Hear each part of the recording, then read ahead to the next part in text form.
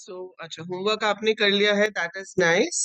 सो आज हम शुरू करेंगे किस तरह से हम लूप्स को यूज करते हैं। ठीक है, आई विल चेक। जिन्होंने भी व्हाट्सएप पे भेजा है मैं चेक कर लेती हूँ।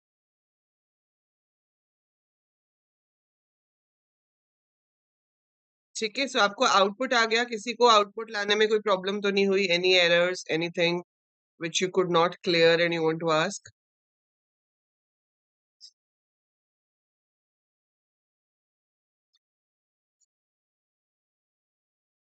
अभी हम जो करेंगे दैट इज रेपिटेशन। जब भी हम कोई भी प्रोग्रामिंग लैंग्वेज सीखते हैं, वो चाहे पाइथन हो, सी प्लस प्लस हो, what ever programming language it is, आपके पास एक चीज होती है जिसे फ्लो कंट्रोल कहा जाता है।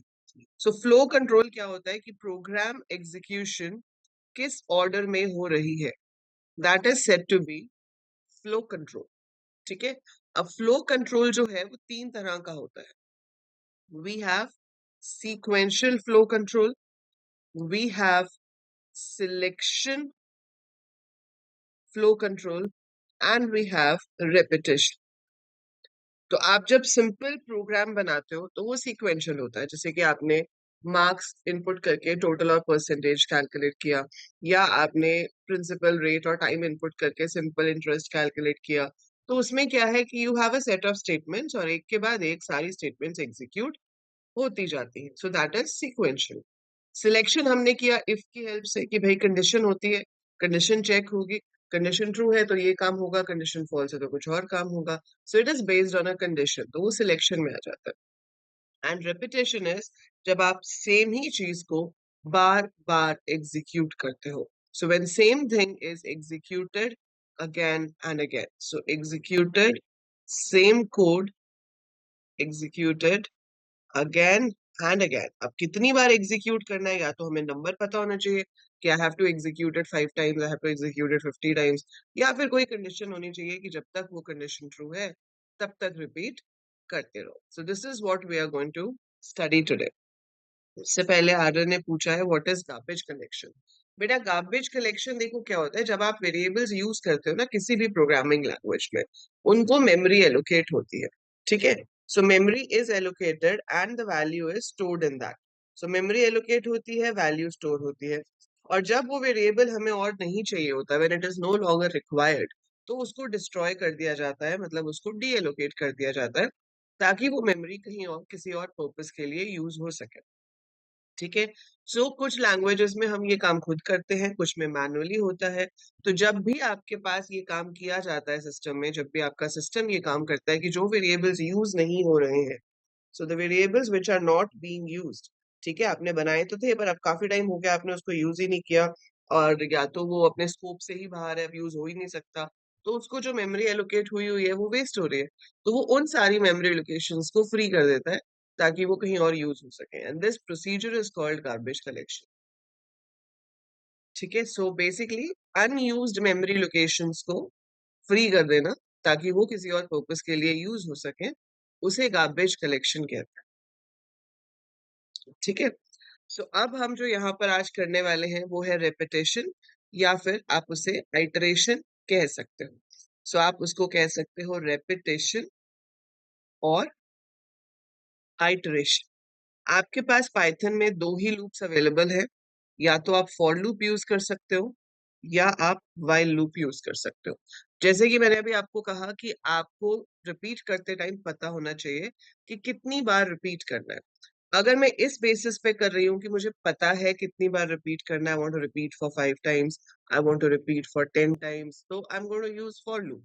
लेकिन अगर मुझे ये नहीं पता कि मुझे कितनी बार रिपीट करना है, लेकिन कोई कंडीशन है जो गिवन है, सो आई डोंट नो कि एग्जैक्टली exactly मुझे कितनी बार रिपीट करना है, बट मुझे ये पता है कि भाई ये कंडीशन जब तक ट्रू है तब तक वो रिपीट करता रहे, और जब ये कंडीशन फॉल्स हो जाए तो वो रिपीट करना छोड़ दे। जैसे कि मैं अगर आपको कहती हूँ don't go out if it is raining, तो आपको जब भी बाहर जाना होगा आप पहले दरवाजा खोल के देखोगे कि रेनिंग है या नहीं। अगर रेनिंग है तो डोंट गो आउट, अगर रेनिंग नहीं है then only you can go out.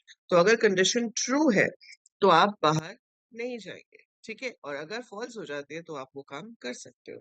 लेकिन अगर आपको कोई fix number of times repeat करना है, कि मैंने आपको बोला कि these are you know fill the 5 buckets of water, तो आप क्या करोगे? एक बकेट फिल करोगे, दूसरी बकेट फिल करोगे, तीसरी, चौथी, पांचवी, आप काउंट कर रहे हो। जब 5 हो गई, आप रुक जाओगे। ठीक है? सो जहां पर हमें पता होता है how many times we have to repeat something, we prefer for loop. ऐसा नहीं है कि उसको वाइल से नहीं कर सकते, you can, but we prefer for loop जब हमें ये पता होता है how many times we have to repeat something. So this one is preferred to be used when we know how many times the statements have to be repeated.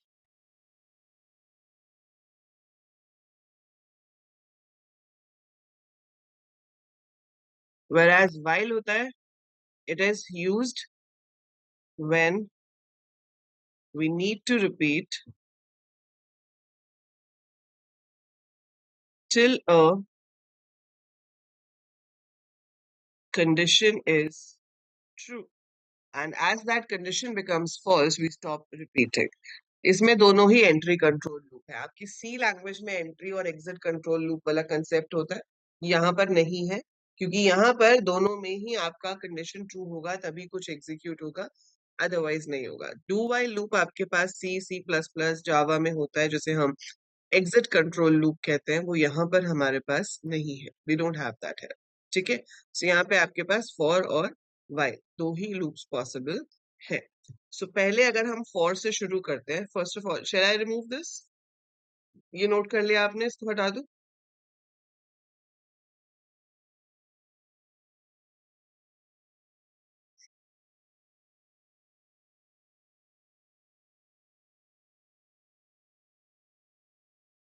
अब आप जब for loop use करते हो उससे पहले इसमें आपको एक फंक्शन बहुत इंपॉर्टेंटली देखना है, और उसका नाम है रेंज। जैसे मैंने लिखा for a in range 5, I put a colon है, ये कोलन का साइन आपने दिया, यहाँ पर स्टेटमेंट्स है। ठीक है? अब फॉर ए इन रेंज 5, तो जितनी स्टेटमेंट्स यहाँ पे लिखी हैं ये 5 बार एग्जीक्यूट होंगी, जो भी आप लिखोगे, क्योंकि आपने लिखा है फॉर, इस जगह पर कोई भी वेरिएबल का नाम हो सकता है, जरूरी नहीं ए होगा, it could be any variable name in range, and यहाँ पर आपने बताया नंबर ऑफ टाइम्स, कितने टाइम्स रिपीट करना है। और टैब देने के बाद, मतलब इंडेंटेशन के बाद, you are writing the statements to be repeated. वो कितनी भी स्टेटमेंट्स हो सकती हैं, they will be repeated for the given number of times. ठीक है? फॉर एग्जाम्पल मैं यहाँ पर लिखती हूँ फॉर ए इन रेंज 5, गलत साइन लगा दिया, for a in range 5 it's colon, and then मैंने यहाँ पर लिखा print welcome print enjoy coding। I can have whatever number of statements, मैं कितनी भी लिख सकती हूँ। जब आप बैक स्पेस प्रेस करोगे तो लूप खत्म हो गया, इंडेंटेशन से बाहर आ गए, लूप खत्म हो गया, एंटर प्रेस किया, तो आप देख रहे हो welcome enjoy coding is printed 5 times. तो उसने एक बार प्रिंट किया दोनों स्टेटमेंट्स को, फिर दूसरी बार किया, फिर तीसरी बार किया, फिर चौथी बार किया, और फिर पांचवी बार किया। So it's repeating the same thing for 5 times. अगर मैं यहाँ पर इसको 50 कर देती तो ये 50 बार प्रिंट करता, 500 कर देती तो 500 बार प्रिंट करता। सो आप बेसिकली सिर्फ ये बता रहे हो कि how many times you want to repeat something. तो जो भी चीज आपने रेंज में जो नंबर लिखा है उतनी बार वो लूप के अंदर की स्टेटमेंट्स को रिपीट करेगा। वो आपने कुछ भी लिखा, जैसे मैं आपको कहती हूँ कि 5 सर्कल्स का एरिया निकालो, 5 सर्कल का एरिया निकालने के लिए आपने क्या किया, फॉर ए इन रेंज 5, इसके अंदर आपने पूछा r is equal to float input enter radius, area is equal to 3.14 into r rent, area is ar, and then it's it।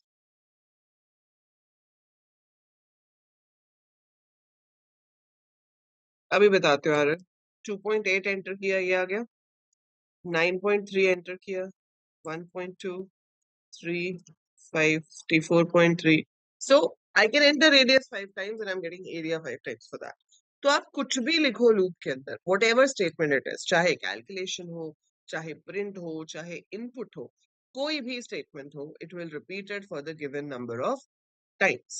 अब आर्यन क्या पूछ रहा है, इंडेंट यूज नहीं करें तो एरर। हाँ बेटा, क्योंकि आपके पास the language has to know कि अगर आप एक लूप लिख रहे हो या आप इफ लिख रहे हो तो उसके अंदर कितनी स्टेटमेंट्स हैं, how many statements are related with your if, कि अगर ये कंडीशन ट्रू है तो कौन सी स्टेटमेंट्स को एग्जीक्यूट करना है, या फिर अगर कंडीशन फॉल्स है तो कौन सी स्टेटमेंट्स को स्किप करना है। सिमिलर वे आपने जैसे यहाँ पे फॉर लूप लिखा, तो उसको कैसे पता चलेगा कि आपको कितनी स्टेटमेंट्स को रिपीट करना है।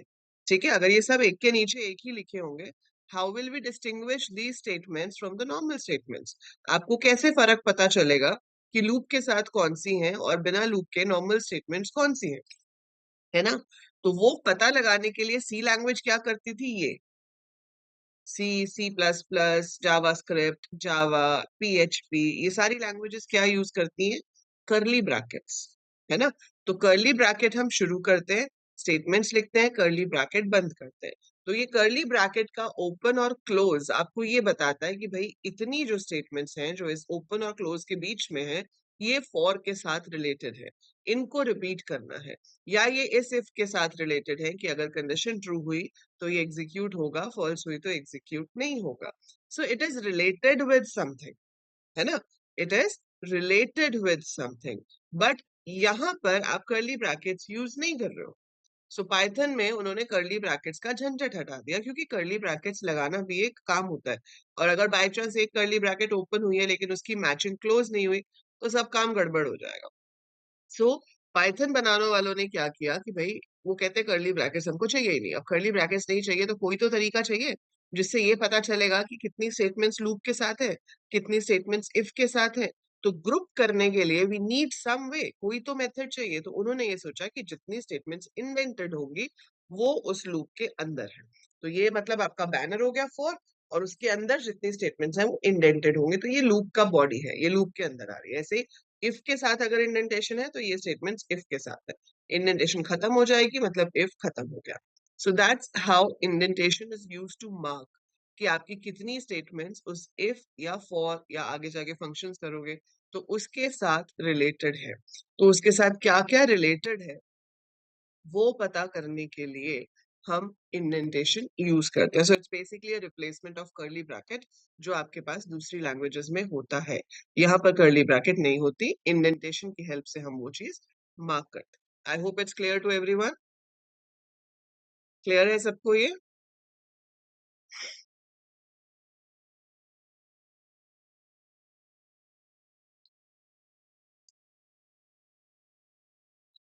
गुड। आइडेंटिफायर ए में क्या वैल्यू स्टोर, हाँ वो अभी बताती हूँ। ठीक है, सो ये तो आपको समझ में आ गया।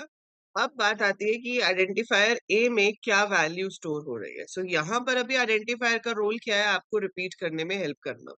तो वो आपको रिपीट करा रहा है, जो भी आप अंदर लिख रहे हो वो रिपीट हो रहा है। बट व्हाट इफ मैं यहाँ पर ए को ही प्रिंट करा दूं। मैंने लिखा फॉर ए इन रेंज 5 और फिर मैंने प्रिंट ए करा दिया। सो आपके पास क्या प्रिंट हुआ, 0 1 2 3 4। सो ए में पहले आएगा 0, ए बाय डिफॉल्ट 0 से शुरू होगा, फिर अगली बार उसमें 1 हो जाएगा, उससे अगली बार उसमें 2 हो जाएगा, फिर उसमें 3 हो जाएगा और फिर 4।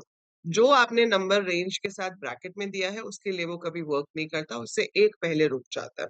सो यहाँ पर अब हम समझते हैं कि रेंज जो है वो आपको लिस्ट ऑफ नंबर्स जनरेट करके दे रहा है। ठीक है, रेंज क्या कर रहा है, इट इज जनरेटिंग, नहीं विदाउट प्रिंट कैसे राइट करोगे आप। सो रेंज में अगर हम n पास करते हैं, so it generates a list of numbers starting from 0 up to n-1। ठीक है, आप रेंज 10 लिखोगे तो वो 9 तक जाएगा, आप रेंज 100 लिखोगे तो वो 99 तक जाएगा। पर इस रेंज को यूज करने के 3 डिफरेंट तरीके हैं। एक कि आपने रेंज n लिखा, तो वो 0 से लेकर n-1 तक जा रहा है।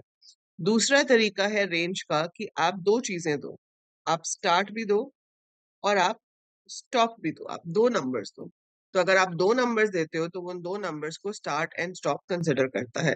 जैसे कि अगर मैंने लिखा रेंज 3,8, तो वो 3 से शुरू होगा, 4, 5, 6, 7, 8 को नहीं लेगा। Upper limit is always excluded. So जो भी आपकी अपर लिमिट है वो हमेशा एक्सक्लूडेड होती है, उसको कभी भी रिजल्ट में नहीं लेते। सो इट्स टेकिंग 3, 4, 5, 6, 7, शुरू 3 से हुआ 7 तक जाएगा। ठीक है, ये हो गया स्टार्ट स्टॉप। एक और तरीका है रेंज को यूज करने का, उसमें हम तीन चीजें देते हैं, we give start, we give stop and तीसरी वैल्यू भी आप लिख सकते हो जो कि है स्टेप। ठीक है, अभी देखो बाय डिफॉल्ट क्या हो रहा है, जब आपने सिर्फ भी एक नंबर लिखा तो वो 0, 1, 2, 3 हो रहा था। अगर आप ऐसे भी लिखते हो तो भी 3, 4, 5, 6, मतलब 1 से इंक्रीज हो रहा है एक बारी में, है ना। So it's increasing by 1 at a time. आप नहीं चाहते कि वो 1 से इंक्रीज हो, मुझे सारे इवन नंबर्स चाहिए। तो मैं प्रिंट करना चाहती हूँ 2, 4, 6, 8, 10 like this up to a particular range. तो आप क्या करोगे, आप स्टार्ट बताओगे, आप कह रहे हो कि स्टार्ट करो 2 से, जाना कहाँ तक है, 21 तक, और स्टेप क्या चाहिए, 2। तो ये क्या करेगा, इससे शुरू करेगा 2, फिर अगला नंबर कैसे आएगा, 2 में स्टेप को ऐड करके, तो start plus step is equal to next value. और फिर जो नेक्स्ट वैल्यू है उसमें फिर से स्टेप को ऐड करेंगे to get further value which is your third value. उसमें स्टेप को ऐड करेंगे तो फोर्थ वैल्यू आएगी, उसमें स्टेप को ऐड करेंगे तो फिफ्थ वैल्यू आएगी। और वो हम तब तक होता रहेगा जब तक आप इस नंबर को एक्सीड नहीं कर जाते।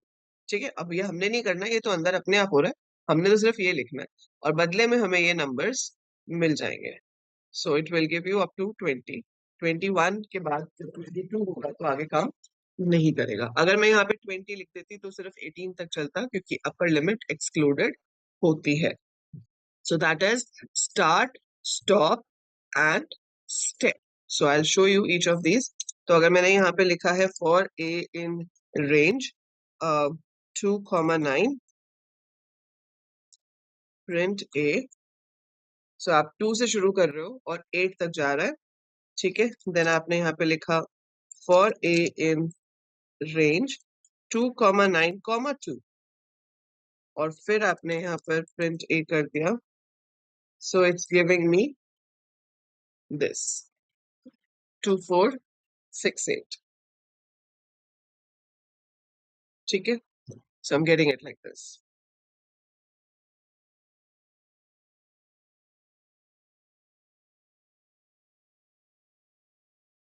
ठीक है,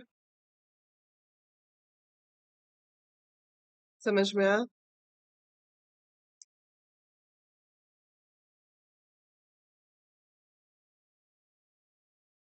देखो आर्य लास्ट वाले में क्या किया है, 2,9, 2, 2,9, 2, तो ये क्या है, स्टार्ट, ये है कि रुकना कहाँ है, स्टॉप, और ये है स्टेप कि कितने से इंक्रीज करना है। तो शुरू किया हमने 2 से, ठीक है, तो उसने 2 प्रिंट कर दिया, फिर इस 2 में जो स्टेप है उसको ऐड किया। सो 2 + 2 गिव्स यू 4, तो 4 प्रिंट हो गया। अगली बार के लिए 4 + 2 गिव्स यू 6, 6 प्रिंट हो गया।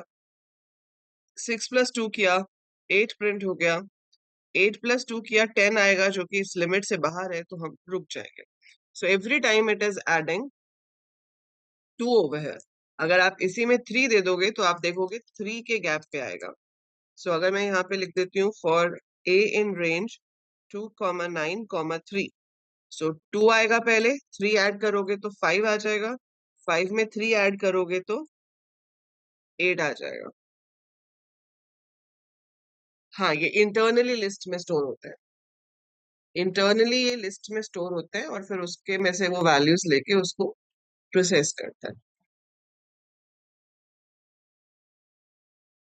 बाय डिफॉल्ट जो है वो स्टेप आपका 1 लेता है। अगर आप स्टेप लिखोगे तो फिर वो लेगा जो आप दे रहे हो। अगर आपने गलती से स्टेप में 0 लिख दिया तो एरर आ जाएगा। स्टेप की वैल्यू 0 नहीं हो सकती, स्टेप में हम 0 नहीं दे सकते।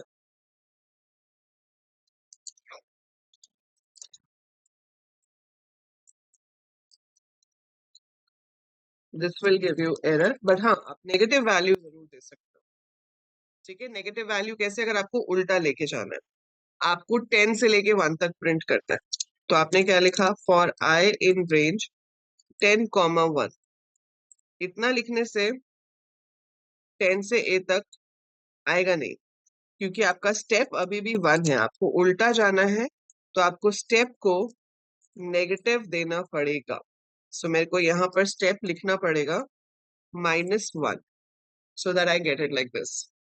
अब देखो ये -1 आपने लिखा, तो वो कहाँ तक प्रिंट कर रहा है? 2 तक, 1 तक नहीं गया। It is printing till 2। क्यों 2?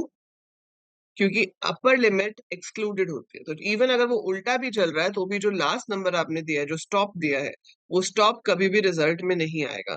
तो अगर आपको 1 तक चाहिए तो आपको सेकेंड नंबर 0 देना पड़ेगा, आपको लिखना पड़ेगा 10, 0, -1। अगर आपको इवन नंबर्स उल्टे ऑर्डर में चाहिए तो आप स्टेप 2 भी कर सकते हो। So for a in range 10, 1 -2, and then you can print a, so you can get it this way 10, फिर -2 करके 8 आ गया, -2 करके 6 आ गया, -2 करके 4 आ गया, फिर -2 करके 2 आ गया, एंड देन इट स्टॉप्स।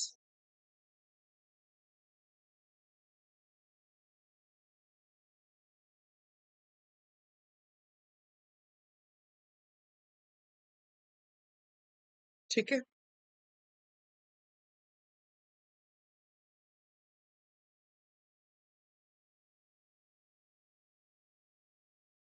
सो ये सबको समझ में आया रेंज कैसे यूज हो रहा है? Everybody got it?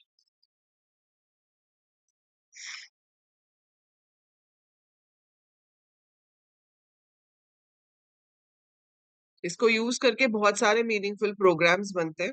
आपके 100 डेज पाइथन चैलेंज वाली जो प्लेलिस्ट है, उसमें बहुत सारे प्रोग्राम्स हैं लूप्स के, जो आप साथ साथ प्रैक्टिस कर ही सकते हो। ठीक है, बाकी इसमें अभी एक्यूमुलेशन एंड ऑल सब कुछ हो सकती है। एक्यूमुलेशन का मतलब क्या होता है? इसमें आप इतना सीख जाओगे कि आपको पाइथन अच्छे से आते होगे, फिर उसके बाद आपका डिपेंड करेगा कि आप पाइथन किस फील्ड में करना चाहते हो। जैसे कि आप डेटा साइंस में करना चाहते हो तो आप डेटा साइंस के अलग से पाइथन करोगे, किसी और चीज के लिए करोगे तो फिर आगे किसी और में आ जाता है। बट इसमें आप फुल पाइथन जो एज अ लैंग्वेज है वो पूरी करोगे ऑब्जेक्ट ओरिएंटेड प्रोग्रामिंग के साथ। Complete Python we will be doing, high level वाली, मास्टर है ना, you are mastering the Python language. नहीं, रैंडम नंबर्स आप लूप में यूज कर सकते हो, पर रैंडम नंबर का लूप के साथ कोई लिंक नहीं है। आप चाहो तो रैंडम नंबर को लूप्स में यूज करो, चाहे बिना उसके करो, that is a different thing. So we will be doing random numbers later. आपको गेम्स बनाना भी सिखाऊंगी मैं। So we will be creating a few games also, we will be creating graphical user interface, काफी कुछ सीखोगे। ठीक है, सो अभी फिलहाल अभी हमें क्या करना है, एक कंसेप्ट होता है लूप्स में, एक्यूमुलेशन का। एक्यूमुलेशन देखो क्या होती है, मैंने लिखा s is equal to 0 for a in range 2, हाँ 8, 12, 2 महीने के बाद। छोटी मोटी पहले बन जाएगी पर एक्चुअली 2 मंथ्स के बाद। ठीक है, अब देखो इतना तो आपको पता है कि इसको प्रिंट ए कराओगे। कैन यू टेल मी इसमें प्रिंट ए से क्या प्रिंट होगा?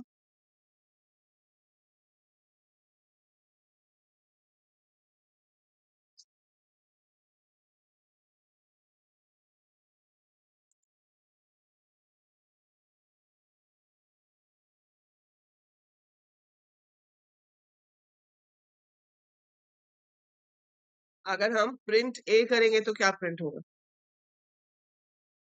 2, 4, 6, 8, 10। अब एक्यूमुलेशन का सिंपल हिंदी में मतलब होता है इकट्ठा करना, है ना? कहते हैं ना एक्यूमुलेट करते रहो, इकट्ठा करते रहो, एक्यूमुलेशन। सो यहाँ पर हम इकट्ठा कैसे कर रहे हैं? हमने एक वेरिएबल ले लिया एस जिसकी वैल्यू इनिशियली 0 है। ठीक है, क्यों एरर क्यों आएगा बेटा? एस में हमने 0 असाइन किया ना, मतलब एस इज 0, तो इससे एस की वैल्यू जो है वो इनिशियली 0 हो गई। ठीक है, अब यहाँ पर जब पहली बार ये स्टेटमेंट एग्जीक्यूट होगी तो ए में क्या है? ए में 2 आएगा पहले, फिर 4, फिर 6, फिर 8, फिर 10। जब ए में 2 आएगा और ये स्टेटमेंट एग्जीक्यूट होगी तो ये क्या बनेगा? s plus equal to a का मतलब है s is equal to s plus a, है ना? सो इस स्टेटमेंट का मतलब होता है s is equal to s plus a। तो अब s आपका इनिशियली 0 है, 0 प्लस 2 करेंगे तो 2 आएगा, that will become the new value of s। तो वो s की न्यू वैल्यू बन जाएगी। फिर दोबारा लूप चलेगा, अब a की वैल्यू 4 हो गई। अब a की वैल्यू 4 हो गई, लेकिन अब s पहले ही 2 हो चुका था, इसी 2 में 4 ऐड होगा और आपके पास s की न्यू वैल्यू 6 हो जाएगी, राइट? फिर आपके पास क्या होगा? अब 6 तो है मेरे पास, अगली बार जब a 6 होगा तो s ऑलरेडी 6 है, a भी 6 है, तो आपके पास 12 हो जाएगा। चौथी बार जब लूप चलेगा तो सम पिछली बार 12 हो चुका था, a 8 हो गया, सो इट विल बी 20, और फिर जाकर 20 प्लस 10 30। लूप खत्म हो जाएगा। लूप खत्म होने के बाद हम बाहर आएंगे, ये जो प्रिंट एस है ये लूप से बाहर है, ये लूप से बाहर है, इसलिए एक ही बार आपके पास फाइनल जो है वो 30 को प्रिंट किया जाएगा। सो 2 4 6 8 10 तो लूप के अंदर प्रिंट हुए, प्रिंट ए की वजह से, और बाहर आकर वो प्रिंट करेगा 30 एस की वजह से। अगर ये प्रिंट एस भी इंडेंटेड होता तो ये 2 6 12 20 30 ये साथ के साथ प्रिंट होते। तो जितनी बार लूप चलता उतनी बार जो एस की इंटरमीडिएट वैल्यू है वो भी प्रिंट होती। ठीक है, पर हमने उसको लूप के अंदर प्रिंट नहीं कराया, हमने उसे लूप के बाहर प्रिंट कराया, वो इंडेंटेशन से वापस जाके है। That means it will be executed only once. तो जो स्टेटमेंट्स इंडेंटेड हैं, जो लूप के अंदर है, सिर्फ वो ही बार बार एग्जीक्यूट होंगी। जो लूप के बाहर है, जो इंडेंटेशन से बाहर है, वो स्टेटमेंट सिर्फ एक ही बार एग्जीक्यूट होगी। ठीक है, इसको रन करके दिखाती हूँ आपको मैं।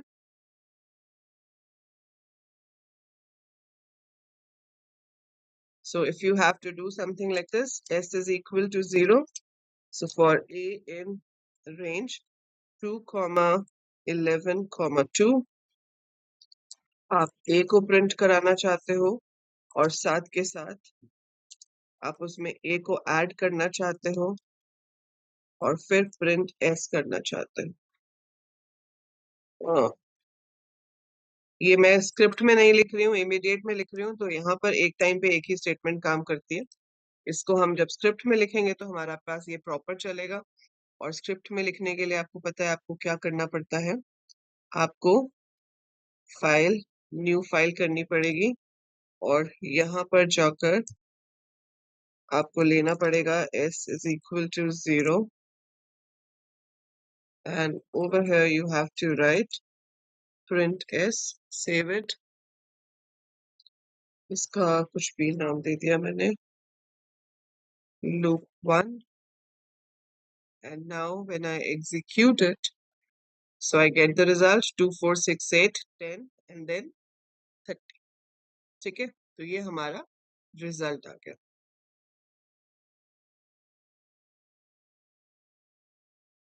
सो स्क्रिप्ट मोड में आप इस तरह से अपना कोड लिख के रन कर सकते हो जैसे आप पहले कर रहे थे, नथिंग न्यू।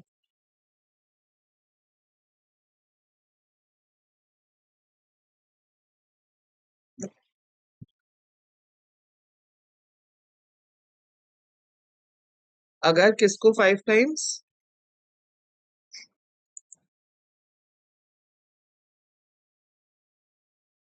तो लूप के अंदर लिख देंगे उसको, एक लूप लगाओगे जो 5 बार चले और उसके अंदर आप उसको प्रिंट करा दोगे। Yes, you can use multiply equal to also. अगर आप चाहते हो कि वो प्लस करने की जगह इन सब नंबर्स का मल्टीप्लिकेशन प्रिंट करे तो आप मल्टीप्लाई इक्वल टू कर दो, आप माइनस इक्वल टू कर दो। अब इस केस में अगर मैं मल्टीप्लाई करूंगी तो मेरे पास आंसर 0 आएगा क्योंकि इनिशियली 0 है। 0 में जो मर्जी मल्टीप्लाई करो आंसर तो 0 ही हो जाता है। तो अगर आप मल्टीप्लिकेशन कर रहे हो तो आपको इनिशियली 0 लेने की जगह क्या लेना चाहिए? 1। So you should take 1 initially, ताकि पहली बार वो करे 1 into 2, फिर 2 into 4 is 8, 8 into 6 is 48, 48 into 8 क्या आएगा, फिर उसको 10 से मल्टीप्लाई करेंगे, सो आपके पास फाइनल 3840 आएगा। तो आप जो मर्जी ऑपरेशन कर सकते हो। एक्यूमुलेशन में ऐसा नहीं है कि सिर्फ ऐड ही कर सकते हैं, जो भी काम आपको पिछली आइटरेशन के ऊपर करना है आप कर सकते हो। So just perform the operation on the value of the variable जो हमारे पास लास्ट आइटरेशन से आया है। सो पिछले साइकिल में जो भी वैल्यू थी वो अगले साइकिल में यूज होगी, वो उसको अपडेट करेगा, फिर वो अपडेटेड वैल्यू अगले साइकिल में यूज हो सकती है। That's how it keeps on working. ठीक है, अब एक सिंपल सा लेते हैं यूजर से इनपुट करा के। मान लो मुझे एक नंबर का टेबल प्रिंट करना है। ठीक है, अब एक नंबर का टेबल प्रिंट करना सिंपल है, जैसे कि अगर आपको पता है 2 का टेबल जो है वो 2 के गैप पे आता है ना, तो 2 का टेबल आप कैसे प्रिंट कर सकते हो, कुछ ऐसे 2 से लेकर 20 तक ले जाओ 2 के गैप पे, तो आपके पास 2 4 6 8 10 12 सारा 20 तक प्रिंट हो जाएगा, ये 2 का टेबल हो गया। अगर मुझे 5 का टेबल चाहिए तो मैं क्या करूंगी, इसी चीज की जगह 2 की जगह पे 5 कर दूंगी। So what I have to do is मैंने यहाँ पर 5 कर दिया, यहाँ पर 51 और यहाँ पर भी 5, सेव किया, रन किया, सो इट्स टेबल ऑफ 5। आप चाहते हो कि भाई ये फिक्स ना हो, आप यूजर से पूछ लो कि किसका टेबल चाहिए, तो मैं यहाँ पर पूछ सकती हूँ int input enter a number. ठीक है, और एंटर अ नंबर के बाद आपने यहाँ पर n से शुरू करवाया, यहाँ पर कर लिया n इंटू 10 प्लस 1, कि जो भी n है उसको 10 से मल्टीप्लाई करके एक आगे तक ले जाओ, और यहाँ पर भी n दे दिया, save, executed. Now you enter whatever number you want. आप जो भी नंबर एंटर करोगे उसका टेबल आपके सामने प्रिंट होके आ रहा है। समझे इस लॉजिक को? Do you get this logic? So for a in range n into 10 plus 1 comma n. So आपने लूप लगाया जो कि 5 से 51 तक जाएगा, यहाँ पर 15 से 151 तक जाएगा, और हर बार आपको नंबर्स प्रिंट करके देता रहेगा। ठीक है, आप अगर चाहते हो कि ऐसा नहीं चाहिए, मुझे तो टेबल की तरह चाहिए प्रिंटेड, तो टेबल की तरह प्रिंटेड भी हम बना सकते हैं। हमें पता है कि टेबल कहाँ से कहाँ तक चलता है, 1 से 10 तक, तो हमने 1 से 11 तक ले लिया, ये हटा दिया, और टेबल की तरह प्रिंट कराना है आपको, तो यू वांट n प्रिंट हो जाए, फिर आप चाहते हो n प्रिंट करने के बाद क्रॉस का साइन आ जाए, क्रॉस के साइन के बाद a की वैल्यू आ जाए, फिर इक्वल टू का साइन आ जाए, और फिर प्रिंट हो जाए n क्रॉस a। सो अब ये देखो कैसे काम करेगा, ये पहले मैं रन करके दिखा देती हूँ, फिर आपको एक्सप्लेन करती हूँ कि ये काम कैसे कर रहा है। इफ आई एंटर यहाँ पर 12, so it's printing the table of 12 like this. Multiplication table ऐसे ही प्रिंट करते हैं, है ना? So it's printing the table of 12. How exactly it's working? इसमें आप जो भी नंबर इनपुट करो, जैसे आपने 12 इनपुट किया, आप कुछ भी नंबर एंटर करते, जो भी नंबर आप यहाँ पर एंटर करते वो n में आ जाता है, लेट्स से 12 आता है। अब ये जो a है ये चल रहा है लूप में, और इसकी वैल्यूज कुछ इस तरह से चेंज हो रही है। सो आपका लूप 10 बार चलेगा। पहली बार जब a में 1 होगा तो n की वैल्यू को प्रिंट कराएगा जो कि 12 है, फिर क्रॉस का साइन प्रिंट कराएगा, a की वैल्यू को प्रिंट कराएगा जो कि 1 है, इक्वल टू का साइन प्रिंट कराएगा, और n multiplied by a, that is 12 multiplied by 1 which is 12। फिर लूप दूसरी बार चलेगा, अब a आपका 2 हो चुका है, n प्रिंट होगा जो कि सेम है, क्रॉस सेम है, a की वैल्यू 2 होगी, इक्वल टू का साइन प्रिंट होगा, n into a, that is 12 into 2, 24 print हो गया। फिर तो बस आपके पास ये ऐसे प्रिंट होता जाएगा अप टिल 10। सो वो आपके हाथ में है, प्रोग्रामर आप हो। सो जब आप एक प्रोग्रामर होते हो ना, और जब आप कोड कर रहे होते हो, तो आपके पास कौन सी फीलिंग होनी चाहिए? What should be your feeling? अपने भगवान है ना? सो इसका प्रोग्राम के भगवान तो आप ही हो। जो स्टेटमेंट आप लिखोगे, जिस ऑर्डर में लिखोगे, उसी ऑर्डर में एग्जीक्यूट होगी। प्रोग्राम आपकी मर्जी के बिना कुछ एग्जीक्यूट नहीं कर सकता है। जो आपने लिखा है, जैसा लिखा है वैसा ही एग्जीक्यूट होगा, वैसा ही रिजल्ट आएगा। So you are in the super control of everything. ठीक है, सो आप क्या लिख रहे हो उसी के बेसिस पे रिजल्ट जो है वो आएगा। वो रिजल्ट आपके लिखे हुए से अलग कभी आ नहीं सकता। It has to work exactly the way you are instructing it to work. ठीक है जी. सो ये तो हो गया बेसिक. इसको आप ट्राई करके देखोगे. इसके साथ साथ आप कुछ और चीजें ट्राई कर सकते हो होमवर्क में. I start with the MCQs, but MCQ से पहले होमवर्क बता देती हूँ. ठीक है. सो एमसीक्यूज शुरू करने से पहले आप अपना होमवर्क नोट डाउन कर लीजिए. Next class will be on Saturday, क्योंकि कुछ स्टूडेंट्स का कॉलेज शुरू हो चुका है ना. तो we will be having next class on Saturday instead of Friday. Saturday को करेंगे और उसमें हम लूप्स के बहुत सारे प्रोग्राम्स करेंगे. सो आपके पास पहला आप ट्राई कर सकते हो to print following series. Same 11:30 I'll schedule.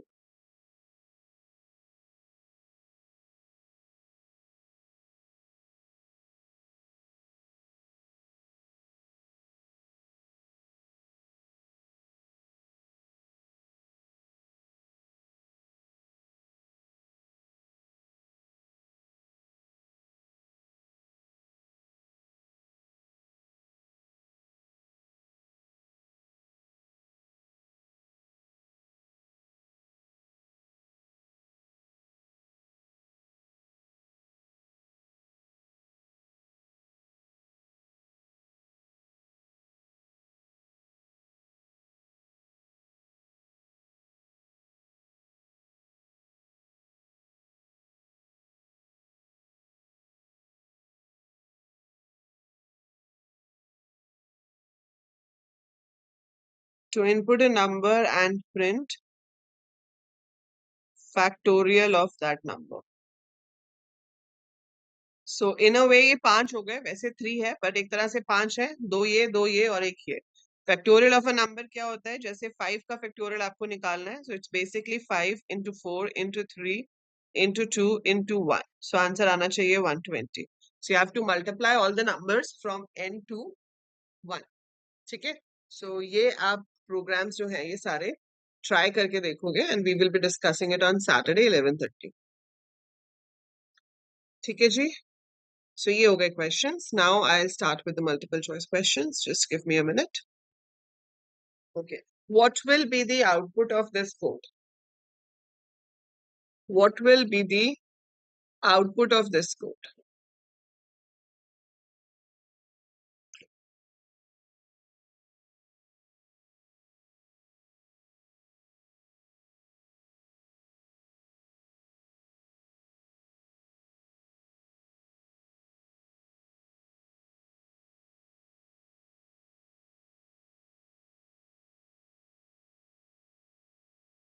Whole की फॉर्म में दूं कि ऐसे ही बता दूं?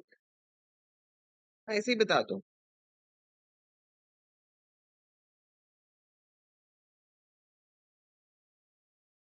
Arun, Nameer, very good. Yes, it's option number A. So option number A is the correct answer. क्योंकि हम 7 से शुरू करेंगे. ठीक है. और उसमें स्टेप जो है वो 7 है. So we are starting from 7 and the step is also 7. So in that case, 7 plus 7, 14 plus 7, 21. और 28 नहीं आएगा क्योंकि upper limit excluded होती है. So upper limit is excluded. That's why 21 will not be the part of result. What will be the output of this code?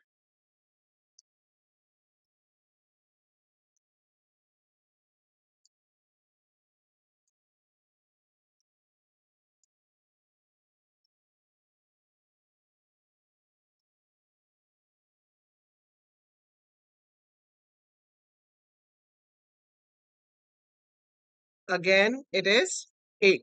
So आप 7 से शुरू कर रहे हो. स्टेप है -1, मतलब 7 होगा. -1 होके 6 हो जाएगा. -1 होके 5, फिर 4. 3 पे नहीं जाएगा क्योंकि 3 is the last limit. So ये आपका excluded होगा. वो 3 को नहीं लेगा. So up till 4 ही वो जाएगा और वो आपका रिजल्ट होगा. Okay, what will be the output of this code?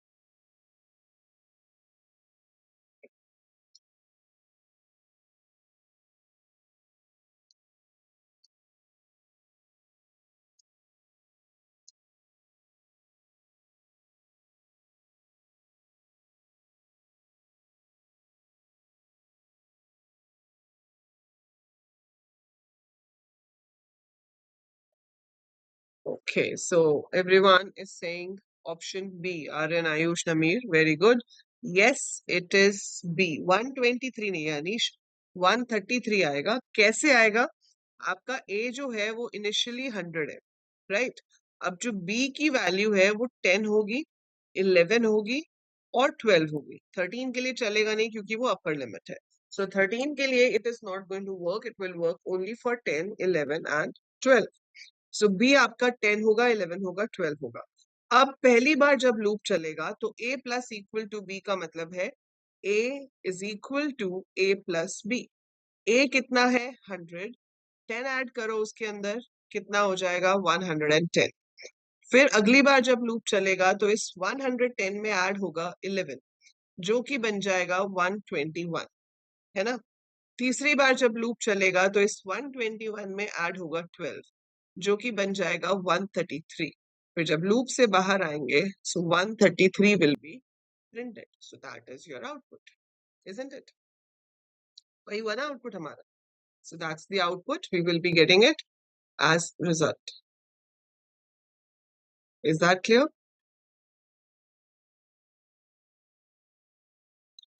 Okay, what will be the output of this code?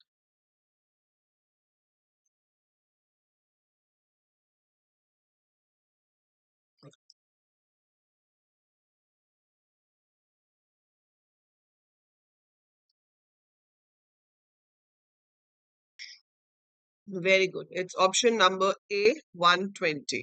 सो ये आपका लूप चल रहा है फ्रॉम 5 टू 2. ए से शुरू करेंगे तो ये 5 होगा, 4 होगा, 3 होगा, 2 होगा. 1 के लिए नहीं चलेगा. और फिर उसके अंदर हो रहा है f multiply equal to b. F initially हमारा 1 था, so 1 multiplied by 5 will give you 5. Next time इसी 5 में 4 मल्टीप्लाई हो जाएगा, 20 बन जाएगा. फिर इसी 20 में 3 मल्टीप्लाई हो जाएगा, 60 बन जाएगा. इसी 60 में 2 मल्टीप्लाई होगा, 120 बच जाएगा. लूप खत्म हो गया. लूप से बाहर आके जब हम f को प्रिंट करेंगे, it is going to print 120 on the screen, right? So that is it for today. I will see you on Saturday. तब तक आप अपने जो होमवर्क वाले क्वेश्चंस है वो करके रखिए. एंड सैटरडे को हम बहुत सारे प्रोग्राम्स की प्रैक्टिस करेंगे फॉर लूप की हेल्प से जो बन सकते हैं. Along with that, we'll have multiple choice questions based on for loops. That we'll do in the poll form. So अपने सारे friends को बोलना कि क्लास अटेंड करें, क्योंकि मजा तभी आता है polls में जब काफी सारा कंपटीशन हो. ठीक है? So tell them to attend the class. Yes, Saran बोलो.